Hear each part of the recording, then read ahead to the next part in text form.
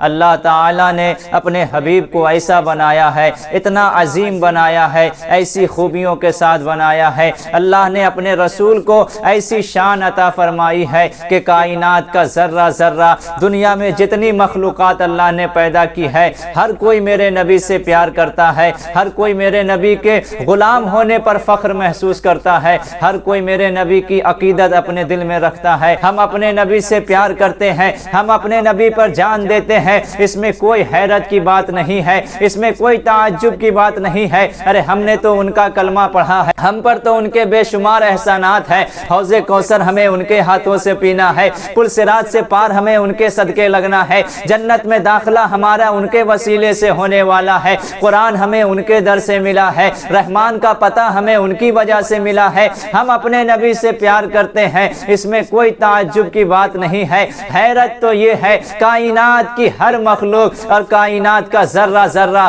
میرے نبی سے پیار کرتا ہے، میرے نبی سے عقیدت رکھتا ہے، اور میرے آقا وہ آقا ہے۔ اللہ نے ایسی شان اپنے حبیب کو دی ہے کہ جو جہاں سے بھی جس انداز میں میرے نبی سے پیار کرے، مصطفیٰ اسے جانتے بھی ہیں، میرے آقا اسے پہچانتے بھی ہیں، اور اس کی محبت کا صلہ بھی دیتے ہیں، اس کی محبت کا اسے بدلہ بھی دیتے ہیں۔ دنیا میں جو چاہے اسے وہ بھی عطا کرتے ہیں، اور آخرت میں وہ جو چاہے اسے وہ بھی عطا کرتے ہیں۔ چلیے میں آپ کو عشق رسول کی ایک ایسی داستان سناتا ہوں جس کے سننے کے بعد آپ کے دل سے گواہی آئے گی، ایک میں ہی نہیں ان پر قربان زمانہ ہے، جو رب دو عالم کا محبوب یگانہ ہے۔ میرے امام نے فرمایا تھا، نظر ایک چمن سے دو چار ہے، نہ چمن چمن ہی نثار ہے، عجب اس کے گل کی بہار ہے کہ بہار بلبل زار ہے۔ نظر ایک چمن سے دو چار ہے، نہ چمن چمن ہی نثار ہے، عجب اس کے گل کی بہار ہے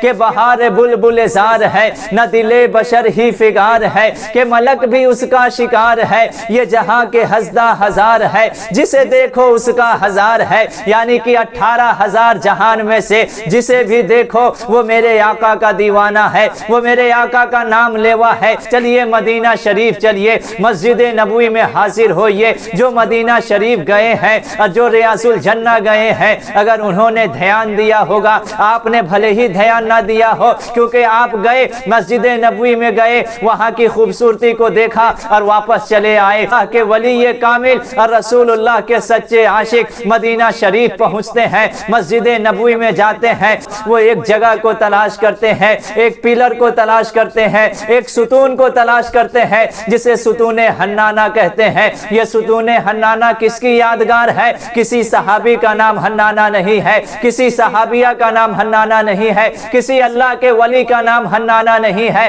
بلکہ یہ ستون اس ستون کی یاد ہے، اس درخت کی یاد ہے جس نے عشق رسول میں ایسی وارفتگی پیش کی، جو یاد رسول میں اور غم رسول میں اس طرح رویا کہ اس کے رونے نے صحابہ کو بے چین کر دیا، اس کے رونے نے قلب اطہر کو بے چین کر دیا۔ یہ کون سا درخت تھا؟ یہ ستون حنانہ کھجور کا ایک سوکھا ہوا درخت تھا، سوکھا ہوا تنا تھا، مسجد نبوی میں رکھا ہوا تھا۔ اس کا کام کیا تھا؟ یہ مسجد نبوی میں تھا۔ میرے آقا صلی اللہ علیہ وسلم جب صحابہ سے خطاب کرتے، خطبہ ارشاد فرماتے، اسی ستون پر ٹیک لگاتے، اپنا جسم اطہر اس ستون سے لگا کر کے صحابہ سے خطبہ دیا کرتے تھے۔ عاشقوں کی تعداد بڑھتی چلی جا رہی تھی، صحابہ ذوق در ذوق ایمان میں داخل ہو رہے تھے، کلمہ طیبہ پڑھ کر کے رسول اللہ کی غلامی اختیار کر رہے تھے۔ دیکھتے دیکھتے مسجد نبوی صحابہ کرام سے بھرنے لگی۔ اب صحابہ کرام نے مشورہ کیا،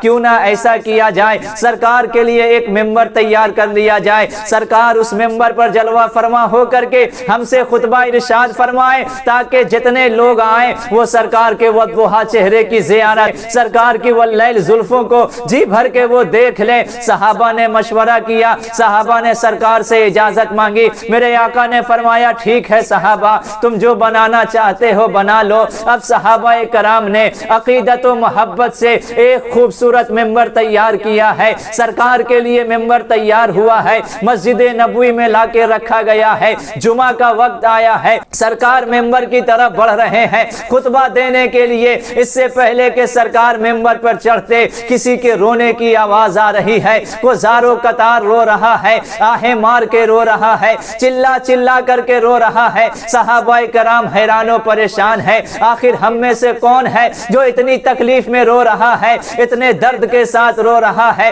گویا کہ وہ اس طرح رو رہا تھا جیسے کسی کے ماں کا بچہ بچھڑ گیا ہو اور ماں اپنے بچے کی یاد میں چلا چلا کر کے رو رہی ہو۔ صحابہ پریشان تھے، رونے کی آواز تو آ رہی تھی لیکن رونے والا نظر نہیں آ رہا تھا۔ لیکن میرے آقا کو معلوم تھا کون میری یاد میں رو رہا ہے، کون میری یاد میں بے قرار ہے۔ میرے آقا ممبر کو چھوڑتے ہیں، اس کھجور کے درخت کے پاس جاتے ہیں، اس سوکھے ہوئے تنے کے پاس جاتے ہیں جس سے سرکار ٹیک لگایا کرتے تھے، اور اس کو اپنے سینے سے لگا لیتے ہیں، اس کو اپنے گلے سے لگاتے ہیں۔ سرکار کا سینے سے لگانا تھا۔ دھیرے دھیرے رونے کی آواز بند ہونے لگی۔ صحابہ کرام حیرت میں ہے، آخر ماجرا کیا ہے؟ ابھی رونے کی آواز آ رہی تھی، اب رونے کی آواز بند ہو گئی ہے۔ اب رونے کی آواز بند ہونے کے بعد ایسی ہچکیاں بننے لگی ہے، ایسی سسکیوں کی آواز آنے لگی ہے کہ جیسے کوئی بچہ اپنے ماں سے برسوں کے بعد ملے، روتے روتے جب وہ تھک جائے اور تھکنے کے بعد جب اس کی ہچکی بننے لگتی ہے، اس طرح کی آواز آ رہی ہے۔ صحابہ حیرت میں ہے۔ اب میرے آقا صحابہ سے مخاطب ہوتے ہیں، فرماتے ہیں اے میرے صحابہ، یہ جو تم رونے کی آواز سن رہے تھے یہ کسی انسان کے رونے کی آواز نہیں تھی، بلکہ یہ اسی درخت کے رونے کی آواز تھی، اسی سوکھے تنے کی رونے کی آواز تھی۔ میں نے اس کو چھوڑ کر کے ممبر کی طرف اپنا قدم بڑھایا، میری جدائی کا لمحہ یہ برداشت نہ کر سکا۔ گویا کہ وہ مجھ سے عرض کر رہا ہے یا رسول اللہ، میرا بھی کیا مقدر تھا، میرا بھی کیا نصیبہ تھا، میری بھی کیا قسمت تھی۔ وہ بدن جس کو چھونے کے لیے عرش الہی بے قرار رہتا ہے، وہ بدن جس کو پانے کے لیے جنت ہمیشہ انتظار میں رہتی ہے، عرش سے افضل بدن، جنت سے افضل بدن، کرسی سے افضل بدن، پوری روئے کائنات سے افضل بدن مجھ سے مس ہوتا تھا۔ آپ اپنی قربت کا مزہ مجھے دیتے تھے، میں آپ کے قربت کے مزے لوٹتا تھا، لیکن یا رسول اللہ اب میری قسمت دیکھیے نا، اب صحابہ نے ممبر تیار کر دیا ہے، اب آپ مجھے چھوڑ کر کے ممبر کی طرف جا رہے ہیں، یہ جدائی کا لمحہ ہم سے برداشت نہیں ہوتا۔ یا رسول اللہ یہ جدائی کے لمحے ہم برداشت نہیں کر سکتے۔ گویا کہ عشق کی زبان میں وہ کہہ رہا ہو اب تو نہ روک اے کریم، عادت سگ بگڑ گئی، میرے کریم پہلے ہی لقمہ تر کھلائے کیوں۔ یا رسول اللہ اب آپ کے قربت کی عادت لگ چکی ہے، یا رسول اللہ اب مجھے جدا نہ کیا جائے، مجھے اپنے سے دور نہ کیا جائے۔ صحابہ کرام حیرت میں ہے، اس کے عشق کو دیکھ کر کے صحابہ رش کر رہے ہیں۔ اب میرے آقا کا دریائے رحمت جوش میں آتا ہے، میرے آقا اس سوکھے ہوئے تنے سے ارشاد فرماتے ہیں اے سوکھے ہوئے تنے بتا، میں تجھے دو آپشن دیتا ہوں، میں تجھے اختیار دیتا ہوں، اگر تو چاہے تو میں تجھے اختیار دیتا ہوں، تو مجھ سے کہا میں تجھے اس دنیا میں پھر سے ہرا بھرا کر دیتا ہوں، میرے صحابہ تیرے سائے میں رہیں گے، تیرا پھل کھائیں گے، اور اگر تو چاہتا ہے تو تجھے جنت میں لگا دیتا ہوں، اگر تو چاہتا ہے تو تجھے میں جنت میں لگاتا ہوں، جب ہم جنت میں داخل ہوں گے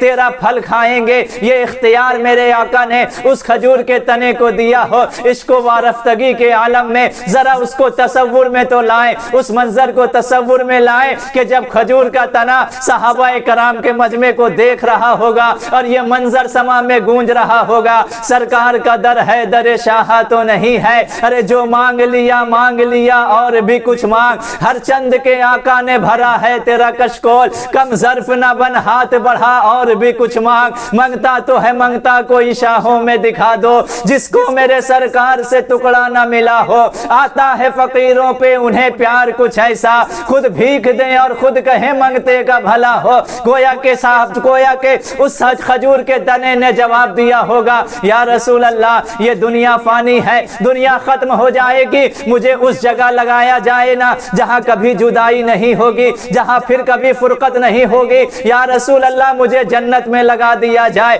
میرے آقا نے اس کی عرضی قبول کی۔ اب دیکھیے انعام دیکھیے، میرے آقا سے جو پیار کرتا ہے میرے آقا دنیا میں بھی اسے نوازتے ہیں، آخرت میں بھی اسے نوازتے ہیں۔ فریاد امتی جو کرے حال زار میں، ممکن نہیں کہ خیر بشر کو خبر نہ ہو، مومن وہ ہے جو ان کی عزت پہ مرے دل سے، تعظیم بھی کرتا ہے نجدی تو مرے دل سے، واللہ وہ سنتے ہیں فریاد کو آتے ہیں، اتنا بھی تو ہو کوئی جو آہ کرے دل سے۔ میرے आका ने फरमाया, ऐ तने सुन, तू तो जन्नत में मेरे साथ रहेगा ही, लेकिन मैं दुनिया में भी तुझे खुद से दूर नहीं करूंगा। मेरे आका ने सहाबा को हुक्म दिया, जहां मेरा मेंबर लगाया जाएगा, जहां तुमने मेरा मेंबर लगाया है, उस मेंबर के नीचे जमीन खोदो, इस तने को मेरे कदम के नीचे दफन करो, मैं दुनिया में भी इसके ऊपर खड़ा रहूंगा और ये जन्नत में भी मेरे पास रहेगा। क्या नसीबा था उस दरख्त का, क्या नसीबा था उस तना का, क्या बदला उसे मिला इश्क़े रसूल का, कि दुनिया में भी सरकार के कदमों पे वो रहा, जन्नत में भी सरकार के कदमों में वो रहेगा। दुनिया में भी रसूलुल्लाह का कुर्ब मिल गया, आखिरत में भी रसूलुल्लाह का कुर्ब मिल गया। अब ऐ रसूलुल्लाह के दीवानों, ऐ रसूलुल्लाह के चाहने वालों, अपने दिल के मुफ्ती से पूछो और अपने दिल से सवाल करो, एक बेजान दरख्त हो जो सूख चुका हो, वो मेरे नबी से प्यार करे, उनकी अकीदत में रोए, उनकी मोहब्बत में आंसू बहाए। मेरे आका उसके आंसू को जानते भी है, उसके रोने को पहचानते भी है। वो जो मांगता है मेरे आका उसे अता भी फरमाते हैं। जब मेरे आका खजूर के तने को ऐसा बदला अता करते हैं, तो जो रसूलुल्लाह का गुलाम हो, जो रसूलुल्लाह का कलमा पढ़ने वाला हो, जो रसूलुल्लाह की उम्मत में हो, फिर वो अपने नबी की याद में इन आंखों से आंसू बहाए, अपने नबी की याद में यहाँ तड़पे मचले, अपने नबी के दीन की खिदमत के लिए अपना जानो माल कुर्बान करे, फिर तुम्हारा क्या गुमान है रसूलुल्लाह उसे छोड़ देंगे, हमारे आका उसे भूल जाएंगे? हरगिज ऐसा नहीं है। अपने नबी से प्यार करें, सच्ची अकीदत से प्यार करें, सच्ची मोहब्बत करें, तो आपको भी वही इनाम मिलेगा जो उस खजूर के तने को मिला था। अपने आका से मांग के तो देखें, आए उस खजूर के तने के वाक़े को याद करके अपने आका से फरियाद करें, या रसूल अल्लाह, जो मोहब्बत खजूर के तने ने आपसे की थी, अल्लाह हम भी आपके गुलाम हैं, हम भी आपके जानेसार हैं। 1500 साल का जमाना गुजर गया है, ना आपका दीदार किया है, ना आपको देखा है, ना आपकी बातें सुनी है, फिर भी या रसूल अल्लाह हमारा दिल आपकी याद में मचलता है, हमारे आंसू आपकी याद में निकलते हैं, हमारा दिल आपकी याद में धड़कता है। या रसूल अल्लाह हमारी भी तमन्ना है, जिस तरह अपने खजूर के तने को दुनिया में भी अपनी कुर्बत दी है, आखिरत में भी अपना मकाम अता फरमाया है, अपनी कुर्बत का मकाम अता फरमाया है। हम गुलामों की भी फरियाद को सुन लीजिए, या रसूल अल्लाह इतना तो करम करना, ऐ चश्मे करीमाना, जब जान लबों पर हो तुम सामने आ जाना।